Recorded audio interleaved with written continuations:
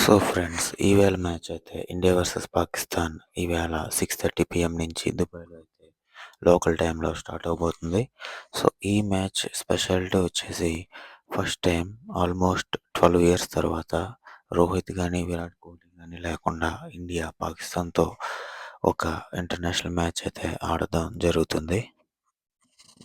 So ఈ మ్యాచ్కి వచ్చేసి ఓవరాల్గా నాకు తెలిసి ఇండియా అయితే పెద్ద చేంజెస్ ఏమీ చేయకపోవచ్చు. ఎందుకంటే ఇండియా కావాల్సిన 8 బ్యాట్స్‌మెన్ తీరుతోనే ఇండియా అయితే ఇప్పుడు ఆడబోతుంది. సో మోస్ట్‌లీ ఇండియా అయితే ఎలాంటి చేంజెస్ అయితే చేయకపోవచ్చు. సేమ్ యూఏఈతో ఆడిన టీమ్‌తోనే ఇండియా అయితే ఈ మ్యాచ్‌లో కూడా ఆడబోతుందని చెప్పొచ్చు. అండ్ మోరోవర్ ఇండియా ఆబ్వియస్లీ ఫేవరెట్స్‌గానే మ్యాచ్ అయితే స్టార్ట్ చేయబోతుంది.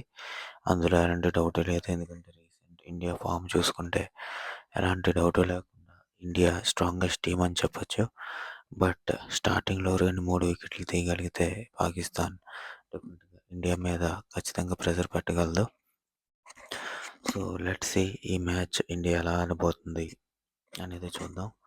సో మోస్ట్‌లీ ఈ మ్యాచ్‌లో ప్రెషర్ ఈ యంగ్ టీమ్ ప్రెషర్ ఎలా హ్యాండిల్ చేస్తుంది అనే దానిపై డెఫినెట్‌గా అందరూ కూడా ఆసక్తిగా ఎదురు చూస్తారు.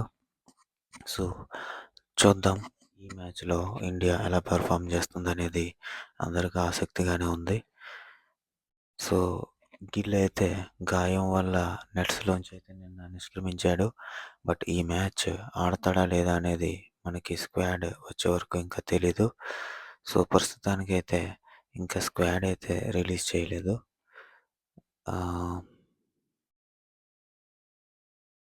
సో చూద్దాం.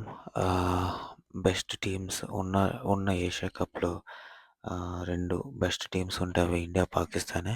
సో ఈ మ్యాచ్ ఎలా జరగబోతుందనేది చూడాలి. Let's see.